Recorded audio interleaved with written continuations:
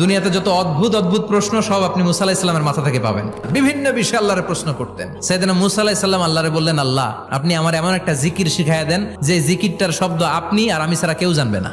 দিনে রাতে সব সময় এই জিকির আমি করব, আপনারে ডাকবো, কিন্তু শর্ত হলো এই জিকিরটা জানবে শুধু আপনি আর জানবো শুধু আমি। আল্লাহ বললেন, মুসা পড়ো লা ইলাহা ইল্লাল্লাহ।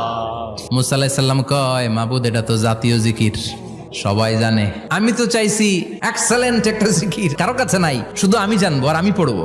আল্লাহ বললেন, মুসা এই লা ইলাহাকে যদি এক পাল্লায় রেখে দাও, তাম বিশ্ব, 7 আকাশ 7 জমিনটারে তুলে যদি তুমি আরেক পাল্লায় রেখে দাও, লা রাজাহাত কাফাতু লা ইলাহা ইল্লাল্লাহ, মুহূর্তের মধ্যে লা ইলাহার পাল্লা ভারী হয়ে যাবে।